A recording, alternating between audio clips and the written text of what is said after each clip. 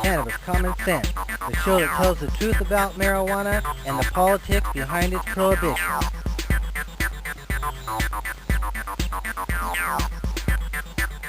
Hello and welcome to another exciting edition of Cannabis Common Sense. This is the snowpocalypse version. We've had snowstorms across Oregon and in Texas. They've had record-breaking conditions. In fact, I'm sitting in Fort Worth, Texas as I speak, but I'll be back in Portland by the time this show airs.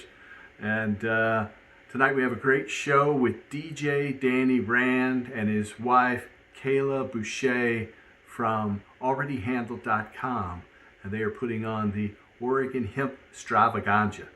I want to remind you that if you are a loved one or looking for help locating a physician who can help you get a medical marijuana permit, we have referrals all across the country.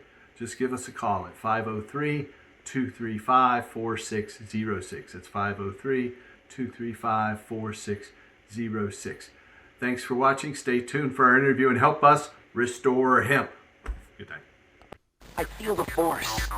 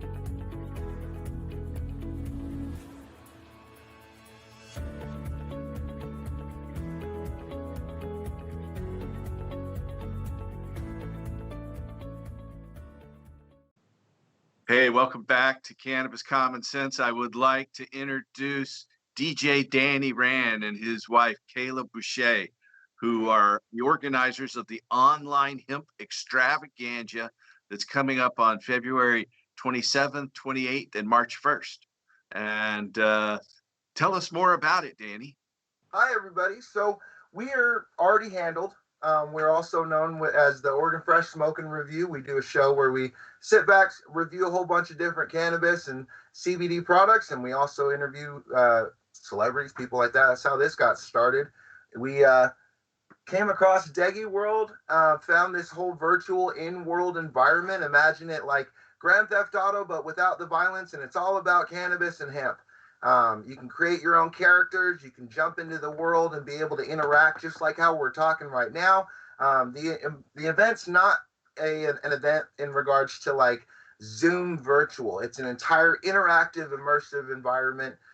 We found Deggy World way back in March 2020 after all the issues that were going on. I mean, there's a lot of them that happened in 2020, and they were gracious enough to say, yeah, we could work with work with us. And we ended up reaching out to the wonderful members of Omnibudsman Enterprises, and we partnered up with them to put together this to Deggy World, and they said, let's do it. And it's been an amazing, awesome, it's been only how long has it been since we started this? The online hemp extravaganza, we started processing the idea and getting everything together, I think back in November, December. Right. Because it wasn't too long after our customer giveaway that we started this. That's right. So yeah, it's been. All right. I went to a couple of events. One of them that reminds me of is Expo Weed Mexico. They had a kind of a spaceship theme, and you're on this spaceship. And but this sounds pretty neat. I understand you even have like games and things you can do there. Yes. Yeah. So there's like an arcade that Deggy has, so that you'll be able to play a whole bunch of different video game titles that are in their own little video game world that's in the video game. And then there's also there's actual like mind games that you can play with your avatar within the world. So it's not just specifically about conferences in this. We've got a couple music festivals that are happening on a soccer field and right up on the beach. And then we've also got, if you get hungry, you can just head on over to the food court. You can order food directly from Uber Eats, DoorDash, Instacart, and all the great ones, and it'll be delivered directly to your door. I mean, there's video games, there's boats you can jump into and explore the ocean, there's scavenger hunts, it's all sorts of. We've taken the world of conferences, expos, music festivals, and put them all into one, and then made sure it was social distancing friendly. And then free to everybody to come out to check out. General admissions. If somebody wants to come check it out, and it is free, how do they do that? So you just head on over to artyhandle.com. There's a tab that says Online Hemp Extravaganza.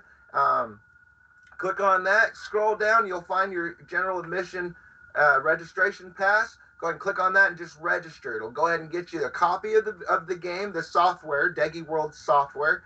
And your admission to our event completely for free. The software comes the day of the event. And then if you happen to be seeing this during this 27th, 28th, or March 1st, don't worry, you can still go register and get in and whatnot during those dates. If you want to get your businesses involved, we've also got vendor packages. There's the Omnibudsman Expo Hall. So tell them about how the Expo Hall is working, Kayla. Well, the expo hall has like a whole bunch of booths lined up down a row, and like there's a 10 by 10, a 10 by 20, and a 20 by 40. Yep. But as you're walking by the booths, you can have, so the person in the booth's watching a video, but the person walking by doesn't hear that video unless you actually step into the booth area. There's some of the booths actually have little spots where you can sit down and have private conversations with people. You just walk around as a little avatar. It's so cool. But where it really applies and really affects to the hemp industry as a whole is that everyone that's got actual CBD flower, and hemp products, as long as you've got your valid COAs, you can actually sell to individuals that are actually checking out your booth. So individual buyers that are buying lots, or people that are buying individual, consumable for themselves. Deggy's done a great job by putting and interacting this entire environment together. One of the really cool things that we've also incorporated is a huge Omnibudsman auditorium. Huge shout out to Omnibudsman Enterprises. As you can tell, they're involved heavily in this. In the Omnibudsman auditorium, it is going to be filled all 3 days with wonderful people, including Mr. Paul Stanford himself right here, Karen from Camouflage Designs. We've also got the wonderful Pot Brothers at Law, Wilfred from Wilfred CBD and Hemp, a whole bunch of other people that are going to be joining us, giving us education as well as seminars. I mean, it's a whole seminar series, but it's really awesome. And we've got the Common Sense seminar that's going to be taking place too with Mr. Paul Stanford and the Common Sense Media team. We appreciate you guys for letting us be here and whatnot. And we hope that you guys come out and check us out over at artyhandle.com. Get your passes. It's completely free if you just want to come and attend. All right. I know I'm going to be giving my PowerPoint presentation online the evolution of cannabis, the first 25,000 years. Well, I'll talk about the history of hemp in China and Japan, India, Egypt, Judeo-Christian history. So we'll be covering those topics with lots of images and answering questions as well. So it should be a neat thing. I know you've got other people making presentations over those days. So if somebody wants to come and be involved, what again are the times? It starts at what time and it ends at what time? So if you want to get your businesses involved, you need to go ahead and get your sponsor passes registered, and then that'll get you in contact with us so we can get you your booth and all those details put together. Those details need to be brought in by the 15th. What's that? How to get in contact with you? Yeah, so the easy way to get in contact with us, you can just go ahead and send myself an email, djdannyrand@alreadyhandled.com. You can send Kayla an email over at kaylaboucher@alreadyhandled.com.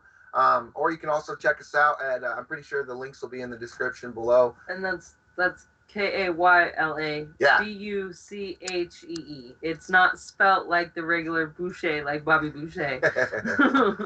Yeah, but the easiest way to get in touch with us, if you're wanting to get your business involved with this, go to alreadyhandled.com. Click on the sponsor registration form. You can be able to fill out the whole thing, and we will immediately contact you right back. And then we can get your businesses involved. That has to be in by the 15th of February. But everyone else that's watching this that wants to just be involved, attend the event and whatnot, head over to alreadyhandled.com between now and March 1st. Go ahead and register. It's completely free. General admission's 100% free. And you'll get your software sent to you. If you register now, if you're seeing this before the 27th, your software will be sent to you in an email from Deggy by the morning of the 27th. And everyone will be able to come in all throughout all 3 days. It's not just, hey, you got to register, and if you don't, you can't be here. It's like, nope, we've opened it all. That way everyone can come experience this awesome opportunity that, we found. And you make your avatar look just like you. Yep. All right. So Danny and Kayla, how did you become cannabis activists and business people? How did you first come to your involvement with the sacred herb? You Well, can start this. I actually first got introduced to cannabis in general when I was like 14.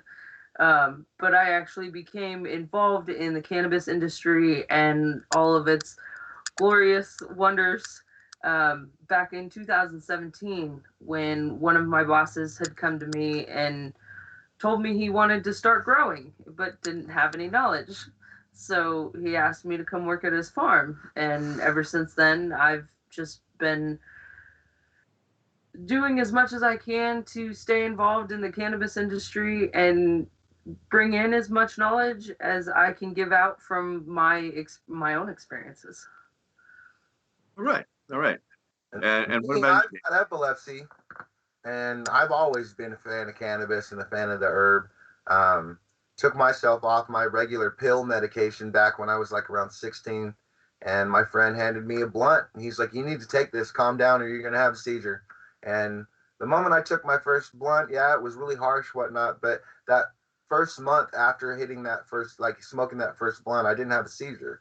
And I started heavily researching cannabis and its effects, found more of the effects and how it affected me in regards to CBD and hemp. And once I found Kayla, it was, we were going to a whole bunch of different local events, Hemp Stock and Hemp Fest and whatnot. And we realized we could do a lot and at least help out to, make those experiences happen. That was over, coming up on 3 years ago. Mm-hmm. And, now it's just been, for us, I'm a cannabis supporter as the patient. I personally I've always been a fan of it. I am a connoisseur, but also, indica sativa, I like it all. But for me, I'm a fan. I like learning more than I can. I'm not a farmer. I'll just put that out there for everybody. I'm a liability on a farm with my epilepsy, but I'm not a farmer either, but I do know some things. yeah. Well, I've been a cannabis farmer for some time and won a few awards for it. So if you have any questions, Well, that's kind of what this TV show's about. I've been providing online and video. Back when we were doing live shows, we would take lots of phone calls back in. This show's actually been on since 1996. Started in October of 1996. So we're coming up on 25 years. So Congratulations. yeah, this I think is about 1070 or so. So and a lot of them, probably about 800 or more, are available on YouTube, and you can watch it live, as many people are doing right now, on our Facebook page at facebook.com/restorehemp, which has about 650,000 likes or followers. So we're tell me who is sponsoring, whose booths will you have there in your expo for people to visit? Do you know right now? I know it's going to be an incomplete list. Hopefully you'll add to it. We're recording this on February 10th. It's not going to air, I think, until the 19th. So there'll be some time in the future. It'll be too late. I bet on the 19th, if somebody wants to be a sponsor, they can be a sponsor still, but maybe not clear, interaction and their software and everything. To be clear, the vendor, anyone that wants to get their business involved by getting a vendor booth, that you're a sponsor. That's what we're calling our sponsors. It's our green, blue, and gold sponsor packages. The different sizes of the booths and the different perks that come along with it. But people that want to get their businesses involved, by all means, I mean, you can always contact us at any time. This isn't going to be the last event that we're doing. So shout out to everybody in the future that's feeling sad that they, missed it and only knew about this from Common Sense. But you can still get involved. They'll still be able to go walk around and talk to people. Yeah. Don't feel sad at all. You can register. You can come. Yeah, you can register, you can come. It's completely free to the general public. It's available in 50 plus countries.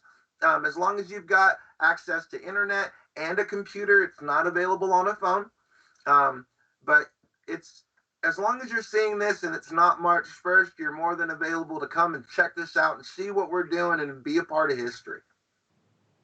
All right. And tell me about how you got Already Handled going. What's going on with Already Handled? Is this the main event for Already Handled, or? So the story of Already Handled started on my end. I with my epilepsy, the idea of a regular job, there's a lot of jobs out there, even just being a bus boy in the kitchen, it's a liability. So it's hard for people with the epileptic history, epileptic seizures, to find employment. It's very difficult when you disclose that information. And I know on a lot of job applications, they ask you that question, don't they? And I'm one of those people, and they do. And I'm one of those people, I'm an honest person, so I answer that.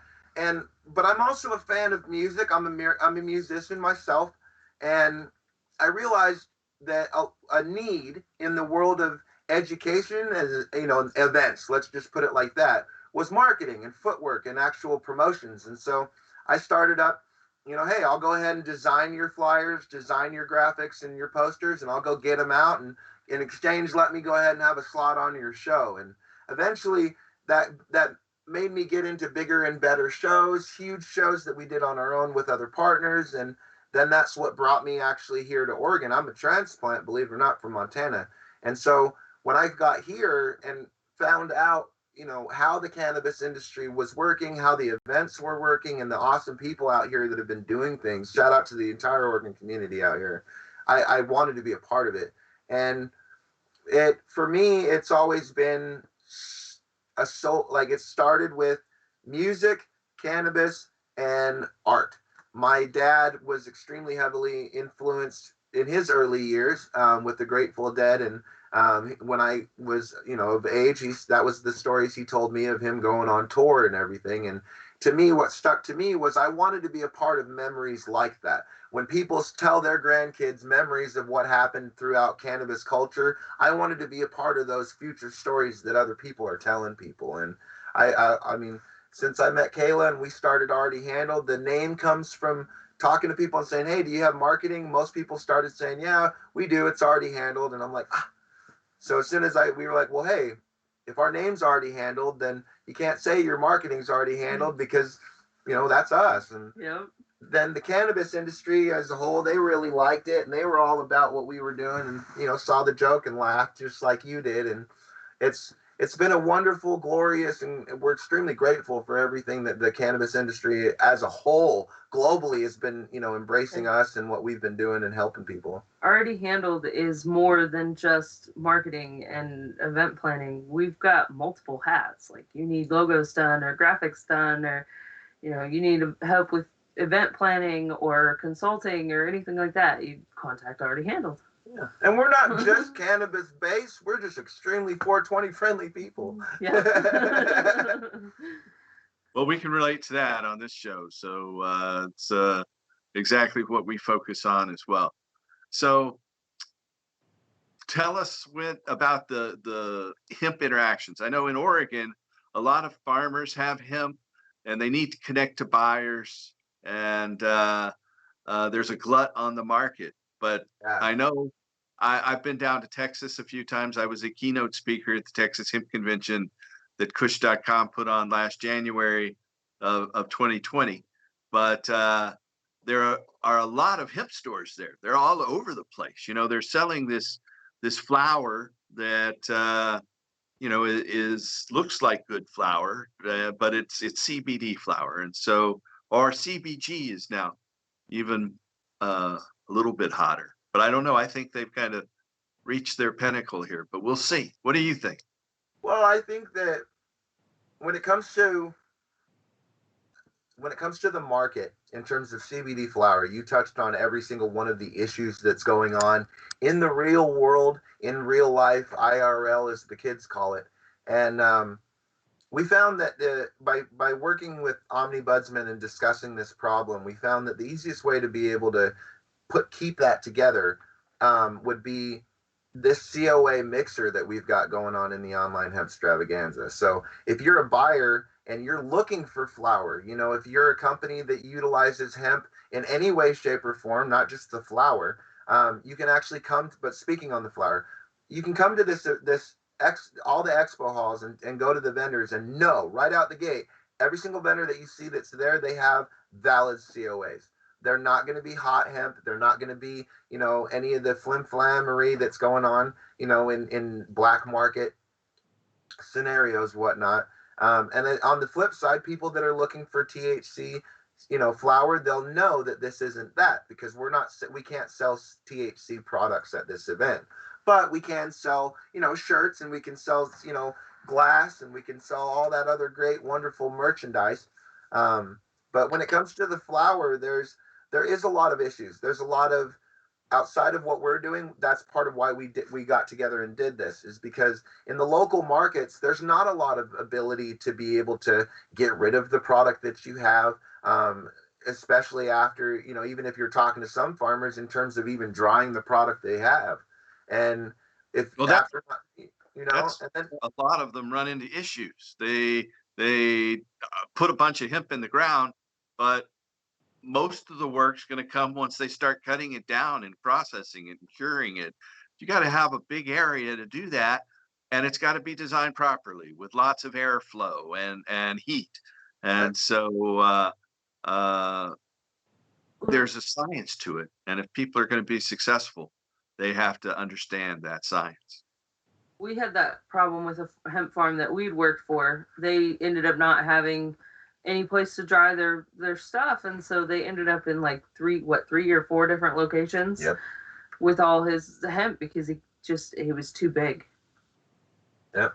And that's not the first time that we've heard about that. We've come across so many individual farmers that have had horrible stories about how they, and for us, we're like, look, if we can be able to reach out to all the processors that are out there and all of the drying facilities that are out there on a global scale and say, hey, let's all come together and network and let's mingle. And if you find someone that can help you with what you want, head over to the area over there with the blue little circle around it. So that way, it's a private little area and you can make some networking deals happen. And as far as us, Omnibudsman already handled, and Deggy World, any deals you guys land, it's all yours, 100%. It's you. If you end up you've got $275 million worth of product that you need to go put in whatnot, and you find someone, real estate A or seeds and all that stuff, let's do it.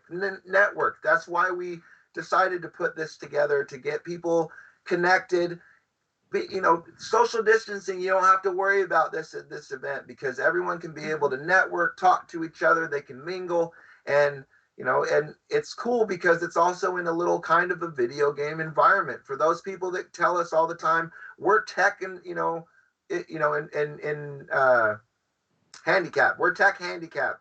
It's like, okay, I understand that. But you've also got a lot of people that aren't tech savvy, or that are tech savvy. That's the word I was looking for. That are tech savvy in your business. Bring them, come together, and let's network, and let's mingle, and let's get, we feel that Deggy World's done a great job by putting a platform together that reaches all the other generations all together, because it's a pretty cool tool. Well, with Deggy World, not only is it easy to make your avatar, because you don't really have to like mess with this and that of the eyes and things like that, but you can make them pretty much look like yourself. And then when you go in the world, you don't have to type to talk to somebody. You can talk to them just like we're talking now. Or if you have somebody who's hearing impaired, then yes, you can just type on the little thing. You can send a private message to a person. You don't have to talk straight out in the open to the whole world. Yep. Huge shout out to Angela and Jared Panks with Homegrown Organics. They're going to be helping us with the American Sign Language, all the sign language happening, and giving us there's a lot of things that are going. So check out the website. It's always updating every day. But getting back to the hemp farmers together, I mean, all together, not just flower, but every aspect of the farm.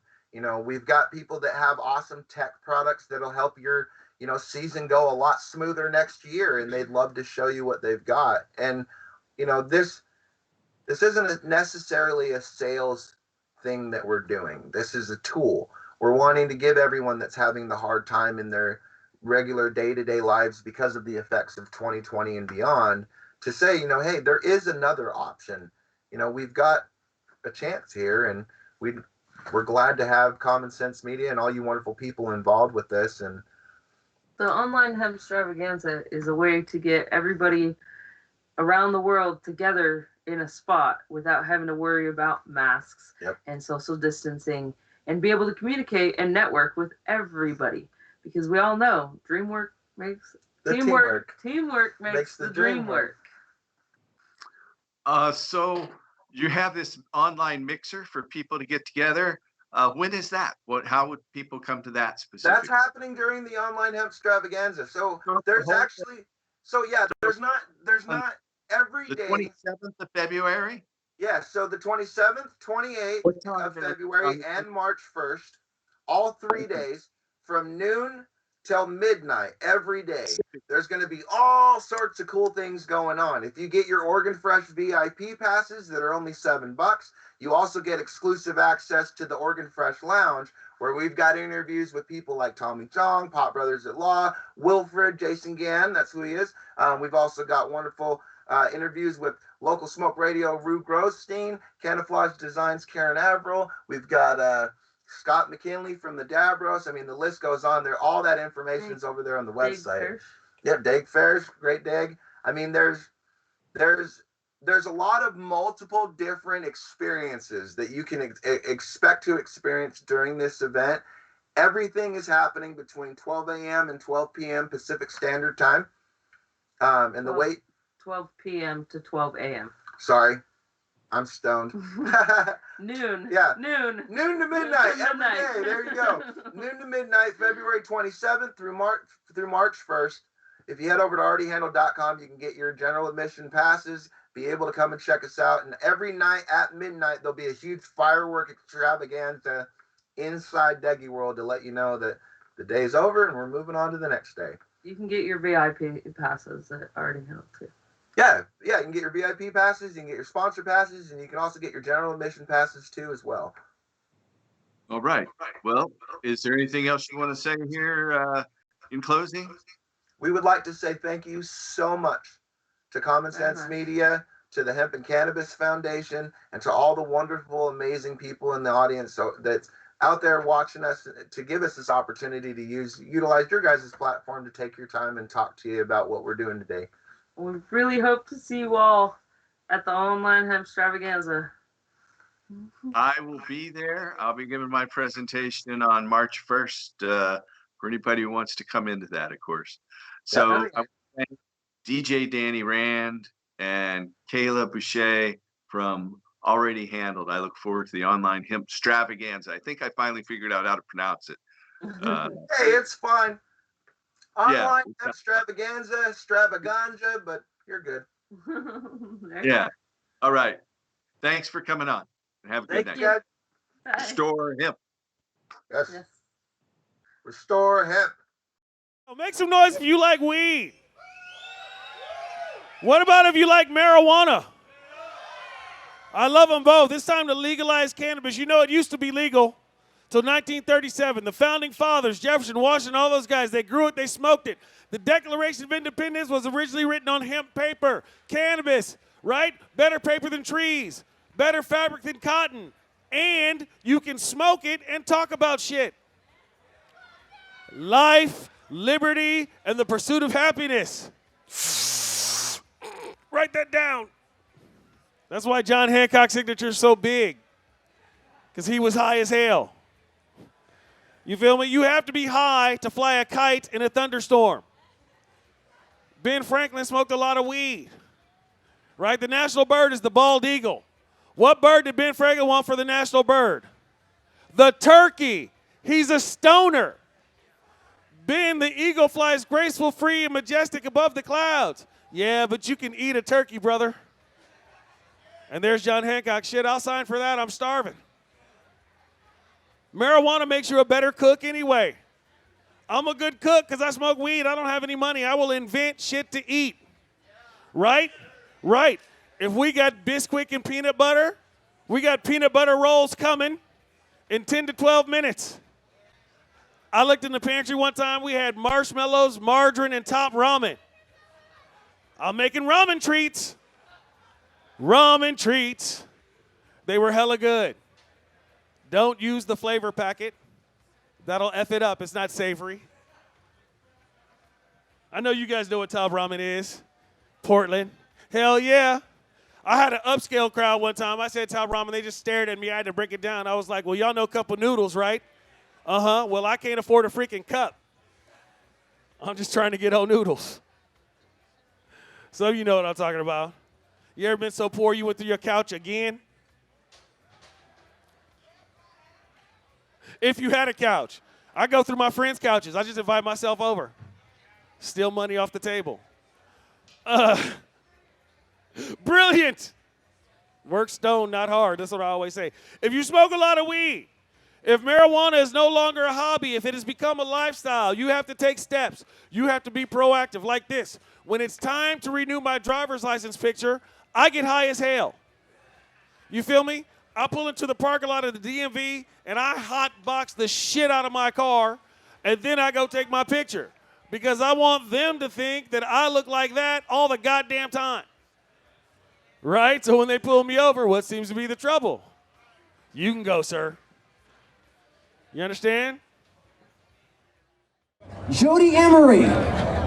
See that free Mark Emery? See that banner up there that says free Mark? Awesome. Jody Emery, editor of Cannabis Culture magazine and British Columbia Green Party policing critic, is married to the Prince of Pot, Mark Emery. Mark Emery is a prominent activist and philanthropist in Canada who funded the marijuana movement worldwide with millions of dollars from his cannabis seed business. In 2005, the U.S. Drug Enforcement Administration had him arrested in Canada. After years of trying to fight extradition, he was brought to Seattle. What a disgrace. He was brought to Seattle, Washington for a 5-year plea deal, prison term in the United States. His wife, Jody Emery, continues to operate his store and website and will run Canada's next federal election as a Green Party candidate. Jody is devoted to her husband, devoted to bringing Mark Emery back home, ending the war on drugs, so no one else has to spend a single day in prison for pot. No prison for pot, Jody Emery. Give her a welcome. She came from Canada to speak to you. Thank you, Vivian, and thank you to everybody in Seattle, everybody at Seattle Hemp Fest. has been so good to my husband, but has also been so good to you. To look at this and know that I'm standing in the United States of America, where millions of people are locked up and arrested, their lives ruined because of cannabis, that you're able to have this here, where you can find out about where to buy marijuana seeds. And meanwhile, half an hour that way, my husband sits in a prison cell, maximum security, awaiting sentencing for selling seeds. And it wasn't just selling seeds that got him in trouble, because there's a lot of people selling seeds. But Mark Emery, the Prince of Pot, as he was known around the world through CNN, National Geographic, Rolling Stone, everybody knew of Mark because he was the leader to many in the movement. Back in 1994, he went to Vancouver and he said, "This movement needs money. Our enemy has endless money. The government, the police, the prisons, they've got all the money and we need money." So he decided to sell marijuana seeds and said, "Every dollar I raise will go back into the movement. Every dollar will go towards medical marijuana initiatives," which he funded in Colorado and Arizona and Washington, D.C. He did federal class action lawsuits against the government on behalf of medical marijuana patients.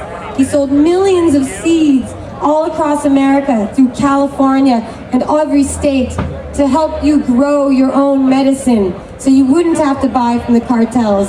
Because Mark's mission was very clear, and he stated it with every order of seeds he filled and every dollar he spent. He wanted to plant the seeds of freedom and overgrow the government.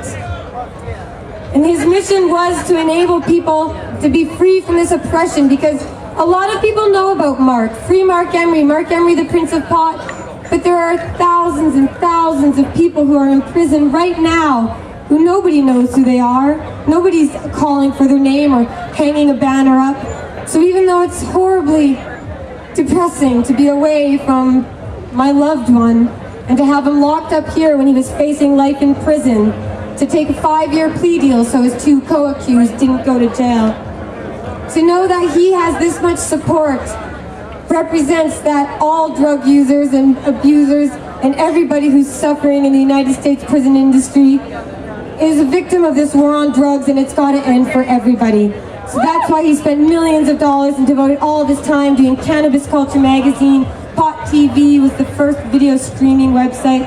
He helped spread information. He ran in elections. He funded the U.S. Marijuana Party. Millions and millions of dollars went towards ending the war on drugs. And when the DEA came into Canada in 2005 and had him arrested on conspiracy charges, they said he was going to go to prison for 30 years to life, but that it was a significant blow to the marijuana legalization movement. They said that Mark Emery was targeted for his legalization activities. Seeds weren't even mentioned in the press release. So it's very clear that this U.S. government and the DEA, who's operating in countries all over the world, is going after the people who are fighting for freedom, because they don't care about the real drug dealers or the cartels, or they would be able to solve that problem. What they care about is dissent and calling for peace and tolerance and freedom and no more government oppression. And so while I go and visit my husband tomorrow morning and I tell him about this enormous crowd and all of these people here celebrating freedom, which has been done so well by all of the people behind Seattle Hemp Fest who need your support, he'll be so pleased to know that if you all just do something, spread the word Free Mark Emery, because it means free all the prisoners of the drug war. And that's what we've got to do. So on September 10th downtown here, Mark is being sentenced. I hope you show up at the federal court, show your support. And on the 18th, there's a worldwide rally. We've had 3 worldwide rallies for Mark. And on the 18th, if you just go and stand on a street corner, hang a big sign off an overpass, just say Free Mark Emery or Google Mark Emery, and people will look him up and realize that this war on drugs is so unjust. It's one of the worst human rights abuses that ever was, and we've got to end it. So let's work together, get involved politically like I do, donate to the Hemp Fest, because people like Mark aren't around with money to give around to others. They rely on your support. So if you're here, donate $10. I donated. I mean, I'm from Canada, you're from here, you're enjoying this moment of freedom, this beautiful day in this park in Seattle, where you're in the United States of America, one of the most oppressive countries on earth. but you have this freedom and you keep fighting for it and you'll get more and more. And I hope you help me bring my husband home to Canada, get him a prison transfer treaty. Go to freemark.ca, cannabisculture.com, look him up and help everybody in the drug war, because when you free Mark Emery, we free ourselves. Peace and pot.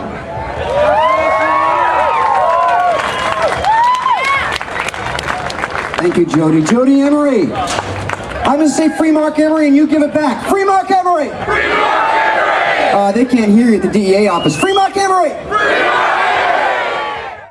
Jody Emery.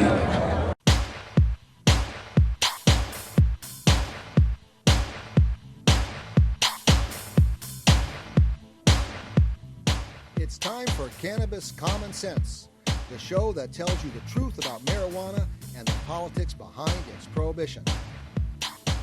And now, the host of your show, to tell you the truth about marijuana and the politics behind its prohibition, let's welcome Paul Stanford.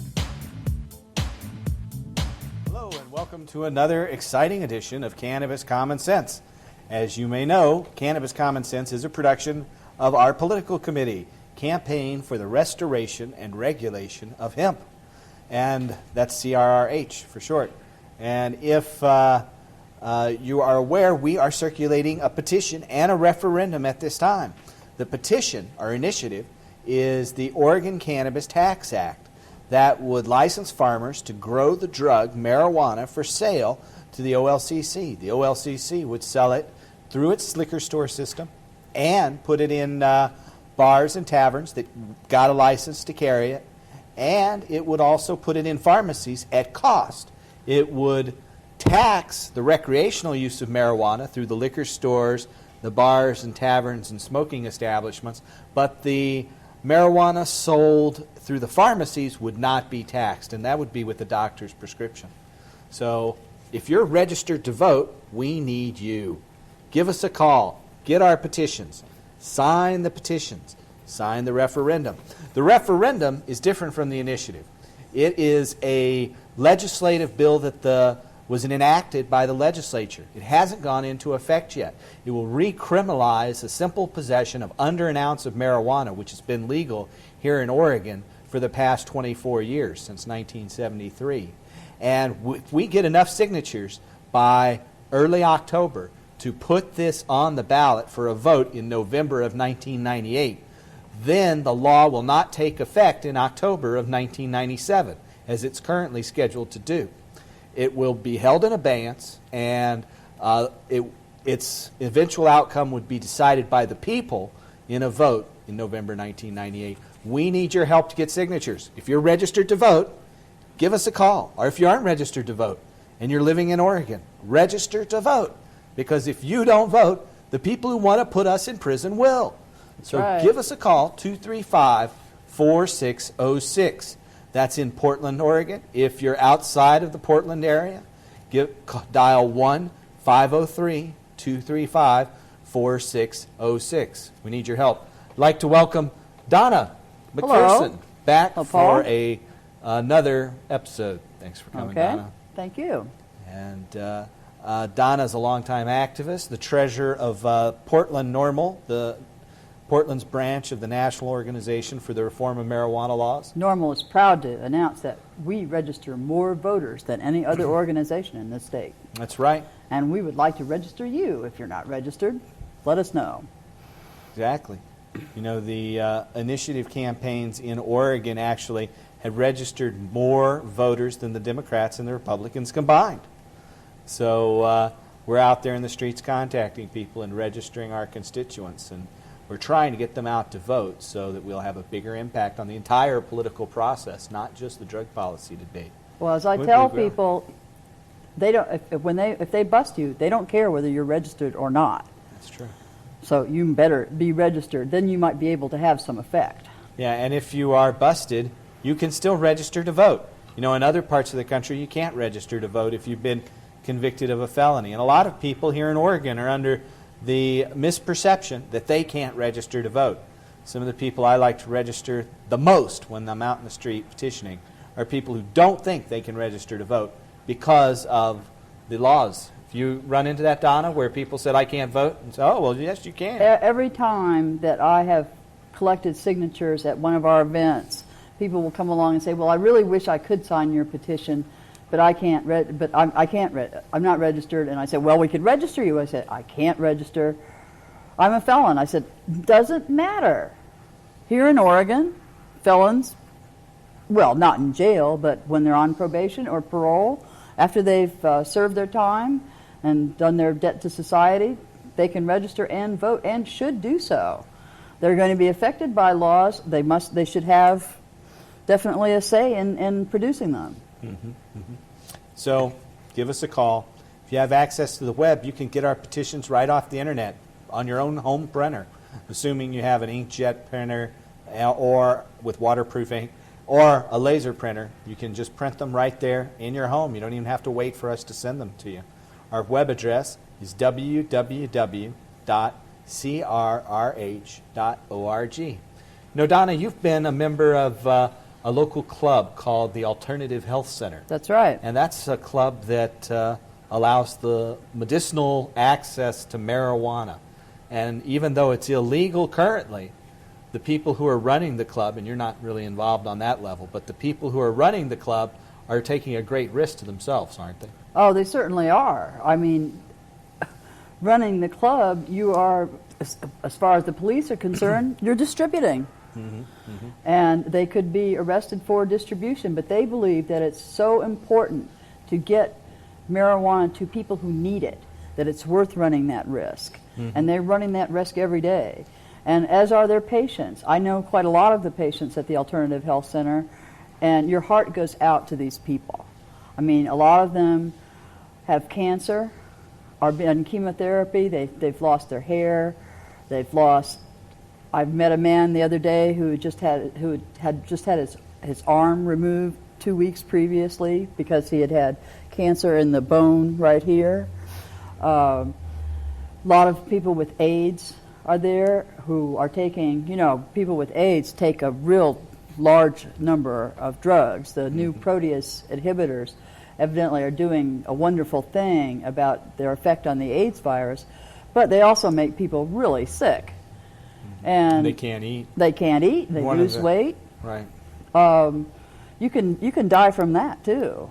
Right. They call that the wasting syndrome for people who have AIDS, and many AIDS patients say the only thing that helps keep them alive, where they can increase their appetite, is by using cannabis and marijuana to combat the wasting syndrome that accompanies the use of all those pharmaceutical drugs. And it's also an appetite stimulator for people who are undergoing chemotherapy with cancer. People who are undergoing cancer treatment find that by using marijuana, it stimulates their appetite for that week after chemotherapy when they can't keep anything down. It stops nausea. You know, there's several different medicinal products in cannabis. There's THC, or tetrahydrocannabinol. THC is the substance that combats nausea. It stops nausea, increases appetite, lowers interocular pressure. There are other, and it's actually available pharmaceutically, but for oral. That's Marinol, right? Yeah, it's Marinol. And it's available pharmaceutically, but taking it orally is really difficult if you're nauseous. Really? They'll throw up 3 or 4 of them. And those pills are not cheap. Yes, I've heard the they're little very pills expensive. Cost $6, and the big ones cost $18 or $20. Oh my Now, if you're so sick and you throw up 3 or 4 $20 pills, you better either be rich or have a good health insurance. That's for sure. And unfortunately, in the case of a lot of people, they don't have that. So, but they find that by just taking 2 or 3 puffs of good marijuana, that they're able to keep food down, they're able to keep liquids down, and they're not throwing up. And that's what THC does. And it lowers interocular pressure. It's probably the most psychoactive ingredient in cannabis as well. Now, there's another constituent of cannabis, cannabinol, and that is CBD. And CBD is just slightly psychoactive, not so much as THC, and it is an antispastic agent.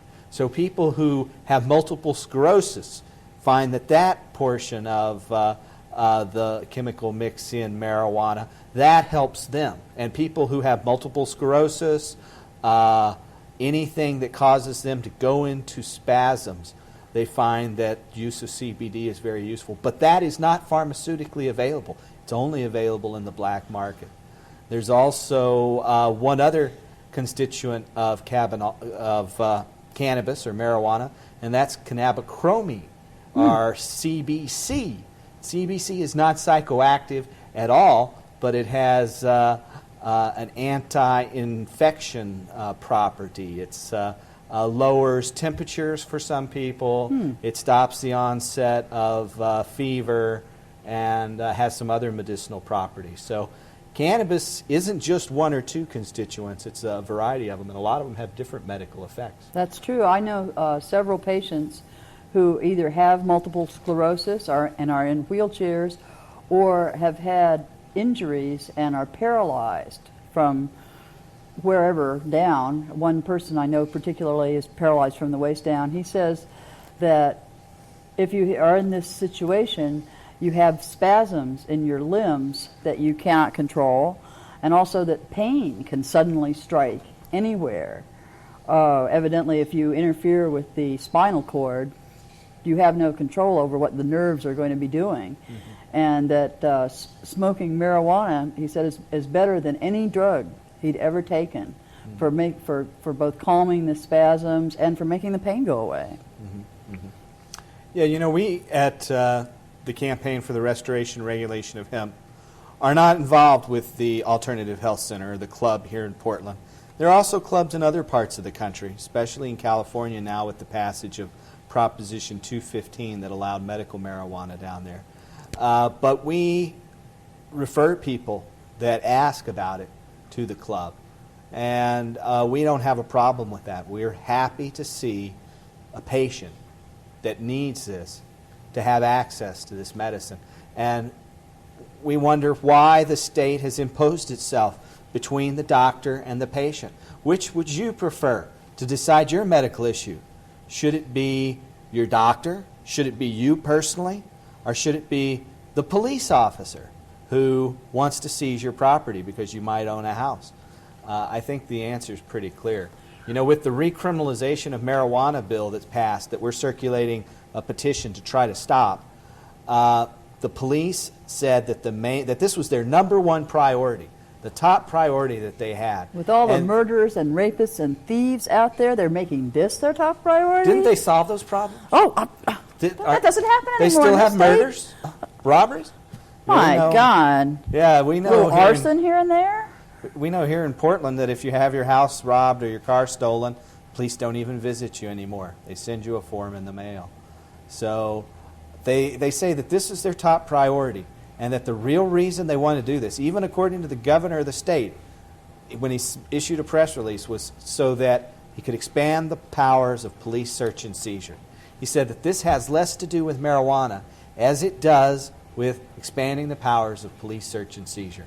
You know, I was really disappointed in Governor Kitzhaber. When I voted for him, I thought he was a progressive Democrat who had good ideas about what to do with this state. And it was my impression that he had decided to veto this bill because the state couldn't afford it. If it can't afford to keep the libraries in Portland open, it can't afford to employ the amount of teachers it takes to teach our children, it can't afford to create more shelters for domestic violence victims. I mean, I thought that the state could not afford to incarcerate a bunch of pot smokers, and I thought the governor thought that too. The what governor happened told to me him? That. I ran into the governor when I was down working in Salem and lobbying against this bill. The governor told me personally when I ran into him at a coffee stand. I was there to get an espresso drink, a drug, at the drug stand. There you go. It was an open-air drug market right in front of the state capitol. They were selling caffeine beverages. And these caffeine-laced beverages. Extra strong ones sometimes, I bet, too. You can get whatever strength you want. You know, you want double dose, triple dose. They'll sell them to you at these open-air caffeine markets. And The governor was there in line waiting for his caffeine-laced drink. As I was going up to get my caffeine-laced drink, my coffee, espresso, mocha actually. I don't drink coffee, I drink mocha. And there he was, and I couldn't resist. Had this rare, once-in-a-lifetime opportunity to who could resist, Paul? Because I was supposed, I'd been trying to stop this recriminalization bill, and I thought I will never get to see the governor. They wouldn't let me see him. I run into him at the coffee stand. I say, Governor Kitzhaber, this was early April. I said, Governor Kitzhaber, I'd like to take this opportunity to urge you to veto House Bill 3643. Well, it hadn't been passed by either house of the legislature at that point, but it looked pretty certain to pass. There were a lot of different interests that were backing it. Everyone in the Republican Party, and they held control of both houses, unanimously supported it. Well, one Senator Lim out in Gresham opposed it, one Republican. But anyway, the governor turned, I said, and he goes, well, okay. I said, Governor, I want to urge you to veto House Bill 3643. The governor said, well, which one is that? I said, that's the one that would recriminalize possession of marijuana. The governor got his drink from the man. He turned around, he looked at me, he says, we really don't have the money for that, and I'm going to veto it. That's what he said. He says, we really don't have the money for that, and I'm going to veto it. Well, I couldn't agree more. I was happy. That's right. But in the end, the governor claimed that he reluctantly signed it. And he said it wasn't because of possession of marijuana, but that in fact it was to expand the police powers of search and seizure. Well, we need to send a message to the governor and the legislature, and you can do that by getting our petitions. Get the referendum petition. Give us a call at 235-4606. That's 235-4606. We'll get you the referendum. We've got to get 50,000 good registered Oregon voter signatures by October 3rd of this year, 1997. And if we do, it'll stop it from going into effect. It's not much time at all. You might be seeing this show in September. I'm not sure. Maybe even afterwards. But if we don't get enough signatures by then, we're still circulating the Oregon Cannabis Tax Act, which would legalize the sale of marijuana to adults over 21. It would allow doctors to prescribe marijuana to patients through pharmacies at cost. It would tax the recreational marijuana that's sold in liquor stores and bars and coffee shops. And it would also legalize industrial hemp so that farmers can grow industrial hemp for production of thousands of different products, everything from paper and fabric and building materials from the stems of the marijuana plant to oil for food and energy and protein from the hemp seed. Actually, hemp produces more fiber, protein, and oil than any other plant on our planet.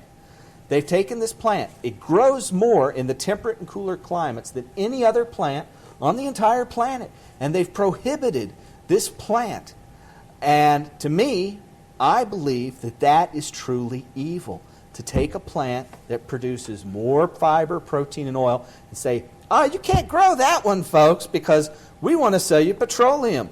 We want to sell you pesticide-laced cotton. What about, we want to cut down all the forests and make you build That's building what materials. really bothers me, is to think that they're not only cutting down trees for timber and things like that. I can understand that. But they're cutting down trees to make paper. Right. Paper you can was make invented better from hemp. paper from hemp